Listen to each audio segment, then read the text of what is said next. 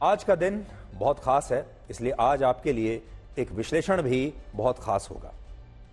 आज महाशिवरात्रि है और आज ही अंतर्राष्ट्रीय महिला दिवस भी है, यानी महाशिवरात्रि भी है और महिला दिवस भी है। इसलिए आज हम भगवान शिव और शक्ति का एक अनोखा विश्लेषण करेंगे, यानी शिव और शक्ति दोनों का एक विश्लेषण होगा। महाशिवरात्रि का पर्व इसलिए मनाया जाता है क्योंकि आज ही के दिन भगवान शिव और पार्वती जी का विवाह हुआ था और भगवान शिव और पार्वती जी के ही संयुक्त रूप को अर्धनारीश्वर कहा जाता है। इस स्वरूप के आधे हिस्से में पुरुष रूपी शिव का वास होता है और बाकी के आधे हिस्से में स्त्री रूपी शक्ति यानी पार्वती जी का वास होता है, और इसीलिए शिव को शक्ति के बिना और शक्ति को शिव के बिना अधूरा माना जाता है। और भगवान शिव की सबसे बड़ी शक्ति यही है कि वो रुद्र भी हैं, यानी वो विनाशक भी हैं, और वो भोले भाले यानी भोलेनाथ भी हैं, यानी वो दयालु भी हैं और वो उदार भी हैं। और इसीलिए कहते हैं कि अगर कलयुग में इंसान ने अपने हृदय में शिव तत्व को जीवंत कर लिया तो वो व्यक्ति अपने जीवन को हमेशा के लिए बदल सकता है।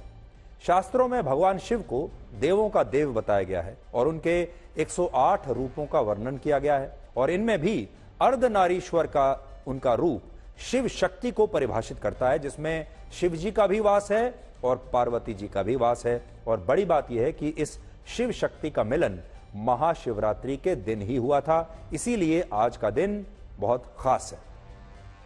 पौराणिक कथाओं में मान्यता है कि जब माता सती ने आत्मदाह कर लिया तब भगवान शिव ने स्वयं को निराशा और अवसाद में लीन कर लिया था, वो उसमें खो गए थे।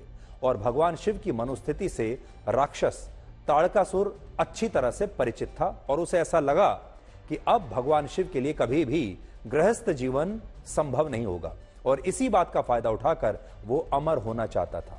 इसके लिए उसने ब्रह्मांड के निर्माता भगवान ब्रह्मा की तपस्या शुरू की, और जब भगवान ब्रह्मा इस राक्षस के सामने प्रकट हुए तो इस राक्षस ने उनसे एक बहुत ही विशेष वरदान मांगा, और वो वरदान ये था कि इस राक्षस की मृत्यु भगवान शिव के पुत्र के अलावा किसी और के हाथों नहीं होनी चाहिए।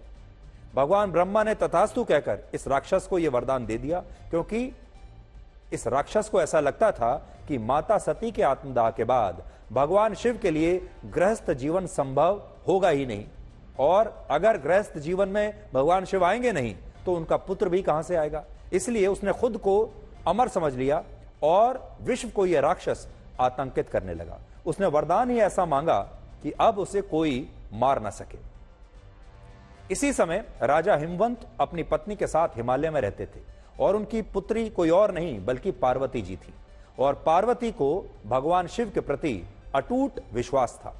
पार्वती का भगवान शिव से तभी विवाह हो सकता था तब जब भगवान शिव के हृदय में स्नेह और प्रेम भाव उत्पन्न होता, जबकि वो तो कैलाश पर्वत पर ध्यान की मुद्रा में बैठे हुए थे, इसलिए इसकी संभावना ना के बराबर थी। भगवान शिव की इस मनोस्थिति को देखते हुए कामदेव को उनके पास भेजा गया और उन्हें यह जिम्मेदारी सौंपी गई कि वो भगवान शिव को प्रेम से सरोबार कर देंगे, और इसीलिए उन्होंने कैलाश पर्वत पर भगवान शिव के हृदय पर प्रेम का एक तीर चलाया। और लेकिन यह तीर भगवान शिव के हृदय को स्पर्श करता उससे पहले ही भगवान शिव की तीसरी आंख यानी उनका तीसरा नेत्र खुल गया और उन्होंने कामदेव को भी भस्म कर दिया।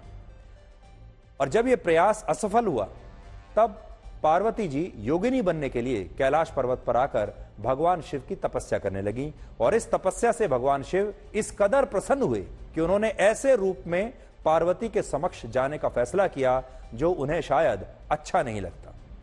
लेकिन जब इस रूप में भगवान शिव ने पार्वती से यह पूछा कि क्या वो उनसे विवाह करेंगी, तो पार्वती ने अगले ही क्षण में अपनी सहमति दे दी, और इसके बाद भगवान शिव अपने असली रूप में प्रकट हो गए, और बाद में उसी रात्रि को भगवान शिव और पार्वती का विवाह हुआ, जिसकी वजह से यह रात्रि महाशिवरात्रि बनी। और बाद में भगवान शिव और पार्वती के सबसे बड़े पुत्र कार्तिकेय ने उसी राक्षस का वध किया जिसने भगवान ब्रह्मा से यह वरदान मांगा था कि उसका विनाश भगवान शिव के पुत्र के हाथों ही होना चाहिए और किसी के हाथों नहीं। आप में से बहुत सारे लोगों को यह बात शायद पता नहीं होगी कि भारत में सबसे ज्यादा लोग भगवान शिव की ही आराधना करते हैं। अमेरिका के मशहूर थिंक टैंक प्यू रिसर्च के मुताबिक भारत में सबसे ज्यादा 44% लोग भगवान शिव की आराधना करते हैं, 35% लोग भगवान शिव के अवतार हनुमान जी की आराधना करते हैं। 32% लोग भगवान शिव के पुत्र गणेश जी की आराधना करते हैं। 28% लोग लक्ष्मी जी की आराधना करते हैं। 21% भगवान श्री कृष्ण की, 20% देवी काली की और 17% लोग भगवान श्री राम की आराधना करते हैं। यहां बड़ी बात यह है कि भगवान शिव को उत्तर भारत के अलावा दक्षिण भारत में भी सबसे ज्यादा पूजा जाता है, जबकि भगवान श्री कृष्ण और भगवान राम की दक्षिण भारत के राज्यों में उनसे कम आराधना होती है।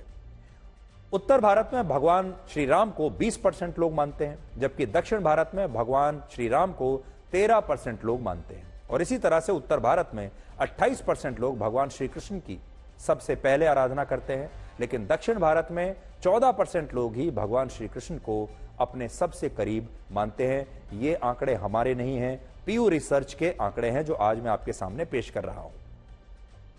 लेकिन जब बात भगवान शिव की आती है तो उत्तर से लेकर दक्षिण तक ज्यादातर लोग भगवान शिव की सबसे पहले आराधना करते हैं। उनके भक्तों की संख्या बहुत ज्यादा है और यही वजह है कि हमारे देश में जो भगवान शिव को समर्पित 12 ज्योतिर्लिंग हैं, वहां हर साल लगभग 19 करोड़ लोग दर्शन करने के लिए आते हैं, जिससे आप भगवान शिव की शक्ति को समझ सकते हैं। कहते हैं जो होकर भी ना हो, जो शून्य भी हो और शून्य से निकली सृष्टि भी हो, जो कण कण में व्याप्त हो और जो सत्य भी हो और सुंदर भी हो और जिनमें सृष्टि भी विलीन रहे, वो भगवान शिव है। और आज आप चाहें तो भगवान शिव से 2 बड़ी बातें सीख सकते हैं। पहली बात यह कि भगवान शिव के गले में लिपटी सर्पमाला ये बताती है कि अहंकार को हमेशा नियंत्रण में रखना चाहिए।